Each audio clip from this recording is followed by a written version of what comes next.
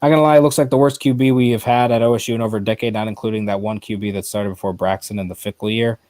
Again, I think it's too early to judge. It's one game. And for one game in his OSU career for CJ Stroud to throw 4 touchdowns all in the second half on the road in front of a full crowd, I think that's pretty good.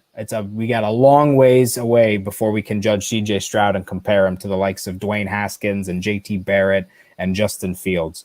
Long way to go. We're one game in. We got a whole season and he's got a whole career to play. So all things considered, I thought he played pretty well there in the second half. He had a good start in the first quarter, not a good second quarter. Third and fourth, he was just fine. Thrower wide open. He's getting credit for Trey Anderson taking 70 yards all off of Yak. He got 200 plus. Yeah, no, to be fair, that's a good point, NBA fan. I'll give you that. A lot of Yak yards, absolutely. Big holes in the gaps, but, he got the job done. He completed those short passes. And also, but hey, he had a long, long pass there to, Garrett Wilson there in the third quarter. That was an impressive throw. Good tight spiral from Stroud on a lot of those big throws. I can say defenseless receiver and say he made the catch. Also, from one angle, you can see he hit the shoulder, not the helmet. Yeah, I didn't see the clear angle from the replay enough times. I have to watch it again. But from the few replays that I saw when I was watching the broadcast live, it seemed that he was leading with the helmet on the second call. That's what we're referring to. But obviously, they didn't call targeting. They reversed it for a fumble. Yeah, Burke played well. I agree with that, Parker. Stroud will get better. If they chose him, I trust it. Also, they were wide open because of play calling. That too. And I think the play calling was really, really good. You got a quarterback in his first game in college. You throw a lot of those short passes. And he was able to complete most of those. And yeah, David, I think says exactly the way that I say it. Bad second quarter. That's it. Played great. Feel good. I feel good too. I want to see how he does when the game feels a little bit more of a high pressure when you get into the fourth. Because going into the fourth quarter in this game, they're up by 10. Minnesota's best offensive player was injured and out for the rest of the game. You felt like Ohio State was on their way to a victory. They just had to execute one more drive, and you felt like, okay, that's it, it's done. They did with the Henderson touchdown. Minnesota was able to get a score back, but then immediately after, Stroud threw a 61-yarder to Olave, which again was more yak than a big throw.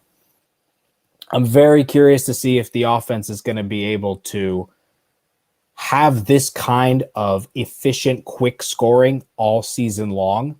And if this is going to be an offense that doesn't have a lot of time of possession, but scores a lot of points. 45 points in today's game.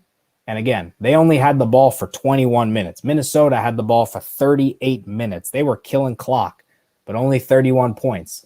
And, I mean, it helps when you have fast guys like Olave and Wilson and Henderson and Williams on your team. That's a great core of players that have all the speed in the world to be able to have those big play touchdowns, and you don't have to depend on being in the red zone to score.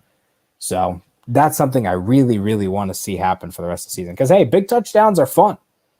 Wish they would have played the two deep for receivers when it mattered just to see what they had. Yeah, that would have been interesting, Parker, for sure. I think that's a good point.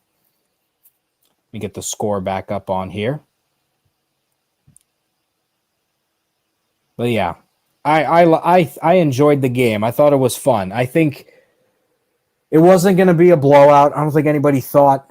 Some people might have thought it was going to be a blowout. I didn't think it was going to be a blowout. I didn't think the offense would be as explosive as it was. I thought they would kind of ease into it. And in a way, they sort of did. They only scored 10 points in the first half, but I didn't expect them to just explode for, 35 points in the second half, 5 touchdowns. I just didn't expect that after the way they were playing in the first half. The turnaround was so quick, and I hope that they're going to be able to do that consistently for full games for the rest of the season because, after the Oregon game, let me just pull up the schedule here. You can see my lighting went down a little bit. I got a big monitor in front of me. Ohio State football schedule. There we go. Because after Oregon, Ohio State offense is going to have some opportunities to put up some points, against Tulsa at home, against Akron at home, at Rutgers.